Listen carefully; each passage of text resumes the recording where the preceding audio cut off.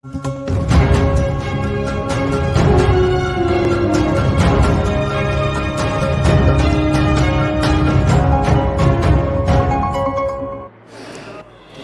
बोलो। माननीय अधिष्ठाता महोदय, आपने मुझे कृषि जैसे महत्वपूर्ण विभाग पर बजट पर बोलने का अवसर प्रदान किया, इसके लिए मैं आपका आभार व्यक्त करता हूं।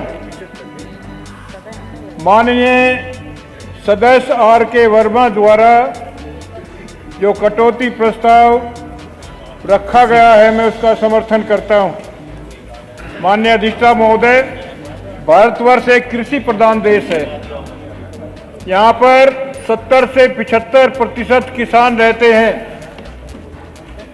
माननीय चौधरी चरण सिंह जी ने जो भारत रत्न से सुशोभित हुए हैं, उन्होंने कहा है कि देश की खुशहाली का रास्ता खेतों और खलिहानों से होकर के गुजरता है। महर्षि दयानंद ने राजाओं का राजा बताया है किसान को, राजाओं का राजा।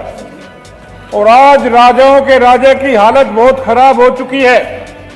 धरती माँ का सीना चीर करके वो गन्ना पैदा करता है, गेहूं पैदा करता है, धान पैदा करता है और सारे देश को खिलाने का काम करता है।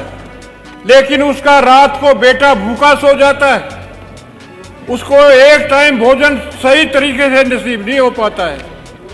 जब वो चारपाई पर लेटता है जाकर के, नींद नहीं आती है, उसको करवट बदलता रहता है।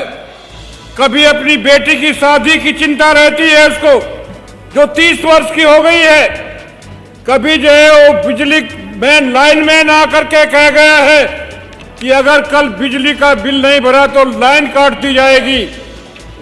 फिर जो है वो बच्चों की जो फीस है उसके बच्चे चिपट जाते हैं, पापा पापा कह करके। पापा अगर फीस नहीं दी तो हमारा नाम काट दिया जाएगा। ये स्थिति है अन्नदाता किसान की, जो धरती माँ का सीना चीर करके सारे देश को खिलाने का काम करता है।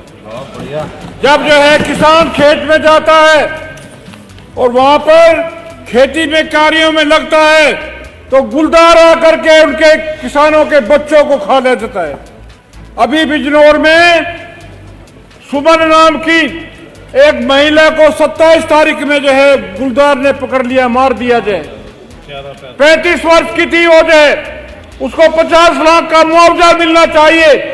ये बजट में जो है होना चाहिए, कृषि बजट में, और जो प्रावधान होना चाहिए इसका जो है। और जो छुट्टा पुष्पों से नुकसान होता है खेतों का, उसका भी प्रावधान होना चाहिए बजट में जो है। इसलिए मैं आप लोगों से निवेदन करता हूं, माननीय मंत्री जी से निवेदन करता हूं कि जो किसान जो है गरीब गरीब होता जा रहा है, अमीर अमीर बनता जा रहा है, ये स्थिति है। इसलिए मैं कहना चाहता हूं, एक तन पर सोने के तार खिंचे, एक तन पर सोने के तार खिंचे, एक तन पर सूत का तार नहीं। इसलिए बगावत करता हूं, ये न्याय मुझे स्वीकार नहीं। हल्का हत्ता पकड़ा नहीं, हकदार हजारों बीघा के, हल्के संघर्षी मिटा रहा वो बीघे का हकदार नहीं। इसलिए बगावत करता हूं, ये न्याय मुझे स्वीकार नहीं। पूरे एकड़ में बनी हवेली रहने वाले 2 प्राणी, 10 हाथ का घर 10 रहते हैं, सो सकते पैर पसार नहीं। इसलिए बगावत करता हूं, ये न्याय मुझे स्वीकार नहीं। माननीय मंत्री जी ने जो भी जो है ये बजट रखा है, उसके बारे में कहना चाहता हूं, तुम्हारी फाइलों में उत्तर प्रदेश का मौसम गुलाबी है। अरे तुम्हारी फाइलों में उत्तर प्रदेश का मौसम गुलाबी है, तुम्हारी फाइलों में उत्तर प्रदेश का मौसम गुलाबी है, मगर ये आंकड़े झूठे हैं और ये दावा किताबी है। आदरणीय अधिष्ठाता महोदय, मैं और भी कहना चाहता हूं, लक्ष्य भी तुम्हारा है। जो हम कहेंगे यहाँ वो सच नहीं माना जाता, और जो सरकार के लोग कहेंगे वो सच माना जाता है। सरकार जो भी कह दे वो ही सच है। झूठे आंकड़े पेश किए जाते हैं यहाँ पर।